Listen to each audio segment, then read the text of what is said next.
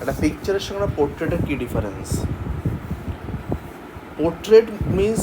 Portrait doesn't mean only the outer face of someone, যেটা photo mean করে।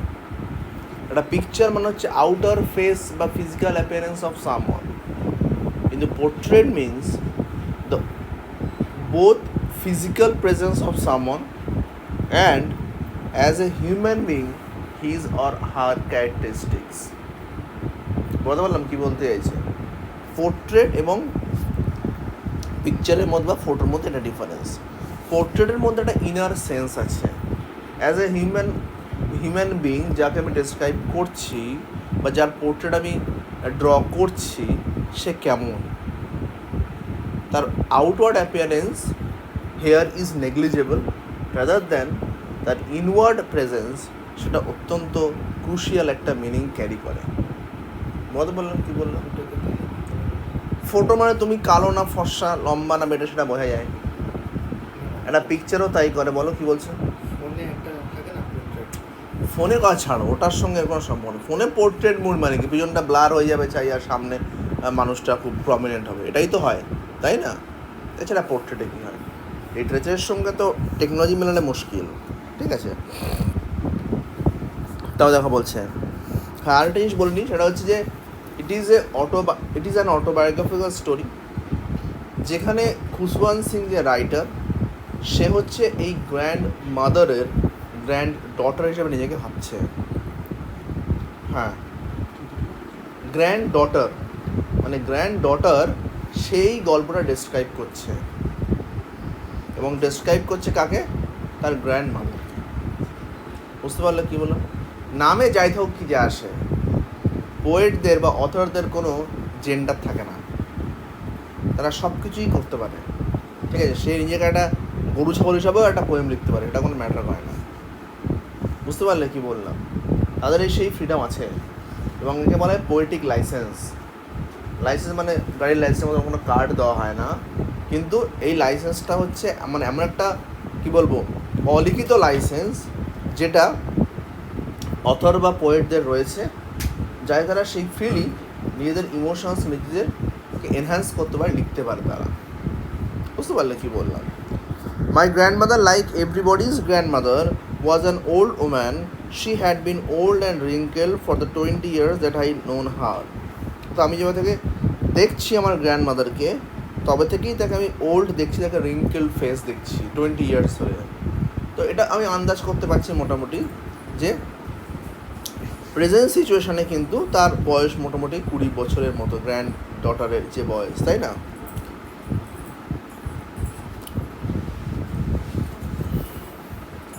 তুমি আসো তো, এত আওয়াজ হচ্ছে, এরা মঞ্জুলিকা আসছে, মঞ্জুলিকা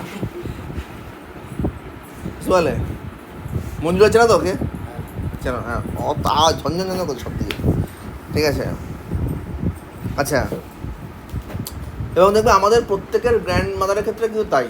আমরা ছোটো থেকে আমাদের গ্র্যান্ড মাদারকে যেমন দেখে এসেছি, তেমনটাই এখনও পর্যন্ত দেখছি, ঠিক আছে? মানে তার যে বয়স হয় বা হতে পারে, এটা আমাদের ধারণা একটু বাইরেই থাকে। People said that she had once been young and pretty and had even had a husband, but that was hard to believe. অর্থাৎ for the poet, for the author, it was not possible for her to believe যে কোনো সময় grand mother young ছিল বা pretty ছিল, ওদের husband থাকতে পারে।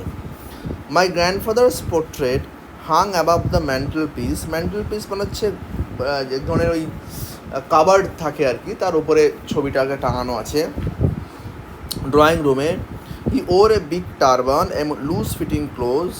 His long white beard covered the best part of his chest. Best part of his chest মানে হচ্ছে complete part of his chest, ওটাকে ঢেকে আছে, বুকটাকে। He looked at least 100 years old, এবং তাকে দেখে 100 বছরের বয়স মনে হচ্ছে। He did not look the short of person who could have a wife and children. অর্থাৎ গ্র্যান্ডফাদারকে দেখে কোনোভাবেই মনে হচ্ছে না যে গ্র্যান্ডফাদারের 100 নিচে বয়স হতে পারে, নাম্বার ওয়ান। নাম্বার টু, যে তার যে কোনো চিলড্রেন বা সান থাকতে পারে বা ডটার থাকতে পারে, that was not possible to believe, it is hard to believe. কেন? কারণ এতটাই ওল্ড এজ। দেখো তার পয়লানেই বলা আছে, she looked as if she could only have lots and lots of grand children, মানে তার শুধু গ্র্যান্ড চিলড্রেনই থাকতে পারে, এতটাই তাকে বয়স্ক লাগছে বা এতটাই তার বয়স। He looked as if he could only have lots and lots of grandchildren. As for my grandmother being young and pretty the thought was almost revolting. দেখো বোল্ড লেখা আছে, বোল্ডে লেখা আছে না লাইনটা। What is the meaning of this line? কী সেটা বলছে? অর্থাৎ আমি অ্যাজ এ চাইল্ড বা as a granddaughter has witnessed my grandmother, আমি গ্র্যান্ডমাদারকে দেখে এসেছি only as at her young age, তাই না? তার ইয়াংয়ে দেখে, sorry at her old age, তাকে আমি ওল্ড এজে শুধু দেখে এসেছি। And once she was young, once she was pretty, এটা আমার পক্ষে বিলিভ করা পসিবল নয়। সুতরাং এই প্রেজেন্ট সিনারিতে দাঁড়িয়ে কোনো সময় যে সে ইয়াং ছিল বা প্রিটি ছিল, এই থটসটা আমার কাছে রিভোল্টিং মিনস আমার কাছে হার্ড টু বিলিভ। বুঝতে পারলে কী বললাম? আমি সেই প্রেডিকশনসটা করতেই পারছি না ইয়াং অবস্থা সে কেমন ছিল, বা যখন সে প্রিটি ফেস, যখন সে রিঙ্কেললেস ফেস ছিল, যখন মুখে রিঙ্কেল ছিল না, তখন কেমন ছিল এটাই ভাবতেই পারছি না। বুঝতে পারলে কী বললাম? বিয়ন্ড মাই ইম্যাজিনেশন। রিভোল্টিং মানে এটা একটা সহজ মিনিং হতে পারে। She often told us of the games she used to play as child that seemed quite absurd and undignified on her part, and we treated it like the fables of the prophets she used to tell us. খুব important লাইনটা এখানে comparison করা আছে। দেখো এখানে বলছে like বলা আছে মানে কম্প্যারিজন করা আছে। বলছে the fables of the prophets. Prophets কাদেরকে বলা হয়? প্রফেটস মিনস হু প্রিচ রিলিজিয়ান্স, যারা বিভিন্ন রিলিজিয়ানকে প্রিচ করে, শেখায়। মুসলিম সম্প্রদায়ের লোকজনকে তাকে বলা হয় প্রফেটস। ক্রিশ্চানদের হলে সেটাকে ফাদার বা এরকম ধরনের কিছু বলা হয়। খ্রিশ্চান ধর্মের ব্রাহ্মিনস, এদেরকে প্রিচার বলা হয়, তাই না? সন্ন্যাসীদেরকে প্রিচার বলা হয়। অর্থাৎ ধর্ম যারা শেখায়। তো সেই সমস্ত যে গল্পগুলো আমরা শিখি, পৌরাণিক গল্পগুলো শিখি বা জানি আমরা, we only could imagine or we only could visualize what was happening at that point of time. আমি যখন কোনো প্রফেটের গল্প পড়ছি, যখন পৌরাণিক গল্প পড়ছি, আমি রামায়ণ মহাভারতের গল্প যখন শুনছি, we could only imagine that it would be like that, it may be like that. এই যে would be বললাম বা maybe বললাম, that means I didn't have a clear perspective of the scenario of that particular point of time. আমি imagine করতে পারি যে হ্যাঁ রাম এরকম দেখতে ছিল, কি অর্জুন এরকম দেখতে ছিল, কি অযোধ্যা এরকম দেখতে ছিল, আমি ইমাজিন করতে পারি। কিন্তু আমরা যে 7-8 এখানে বসে আছি, আমাদের প্রত্যেকের ইমাজিনেশনস কিন্তু ডিফারেন্ট হবে। এটা খুব ন্যাচারাল হওয়াটা। ঠিক এক্স্যাক্টলি ওই প্রফেটসের গল্পতেও তাই, পৌরাণিক গল্পতেও তাই। ঠিক একই রকমভাবে গ্র্যান্ডমাদার যে কোনো ইয়াং ছিল, এটা আমি আমার মাথার মধ্যে ইমাজিনেশন আনতেই পারি না। হ্যাঁ বলছে, বিশ্বাস করিনি যে ঠিক আছে, কিন্তু আমার বিয়ন্ড মাই ইমাজিনেশন, আমার পক্ষে ইমাজিন করা পসিবল না সে কেমন থাকতে পারে যখন তার মুখে রিঙ্কেল নেই, বা যখন তার ফেস খুব ট্যান ফেস, সুন্দর ফেস। কী করে বুঝবো? মনে পড়ছে না বা মনে করতে পারছি না বা মনে করা পসিবল নয় আমার পক্ষে। She had always very short and fat and slightly bent, যেগুলো ইজি মিনিং একদম বলছি না, এগুলো খুব সহজ আছে। এটা অবশ্যই because of her old age, বুঝতেই পারছো। Her face was a criss cross of wrinkles running from everywhere to everywhere. Criss cross মানে বুঝতে পারছো, সমস্ত রিঙ্কলসগুলো এদিক ওদিক হয়ে আছে সব দিকে, কোনো অর্গানাইজড হতে নয়। No we were certain she had always বিন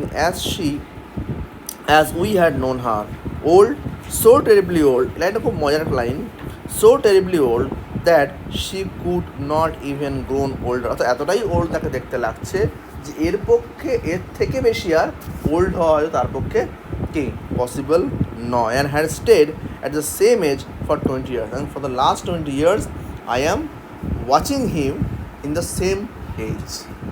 আমি তাকে ঠিক তেমনভাবে দেখে আসছি যেমনটা আমি লাস্ট 20 yearsে দেখছি।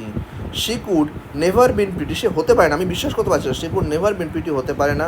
বাট, খুব সুন্দর এখানে লাইনটা, but she was always beautiful. ঠিক আছে, দেখো একটু আগে আমি যে কথাটা বললাম বা যে তোমাদের আইডিয়া দিলাম যে what is called a photo or a picture and what is called a portrait, যে ডিফারেন্সিয়েশনটা বললাম, যে portrait not only describes the outer face of someone but also narrates or describe or reflects the inner self of someone. আগে page গুনলে হবে না, কত page আছে? হ্যাঁ, তো ইনার সেলফ কেমন সেটাকে আমি বলছি পোর্ট্রেট। ঠিক আছে, ঠিক একই রকমভাবে দুটো ওয়ার্ড যেটা অ্যাপারেন্টলি মনে হতে পারে সিমিলার, এটা হচ্ছে প্রিটি আর বিউটিফুল। কিন্তু প্রিটি মানে only it symbolises the outward appearance of someone, আর বিউটিফুল মানে কিন্তু শুধুমাত্র আউটওয়ার্ড অ্যাপিয়ারেন্সকে সিগনিফাই করে না। এটা আমাদের প্রত্যেকের মধ্যে মিসকনসেপশন রয়েছে, আমরা বিউটিটাকে শুধু আউটওয়ার্ড বিউটি হিসাবে দেখি, বাট বিউটিফুল বা বিউটি এই অবজেক্টটা, এই ওয়ার্ডটা কোনোভাবেই কিন্তু কোনো আউটওয়ার্ড অ্যাপিয়ারেন্সকে কিন্তু কোনোভাবেই ডেসক্রাইব করে না বা মিন করে না। তো হয়তো গ্র্যান্ডমাদার প্রিটি নয়, বাট হি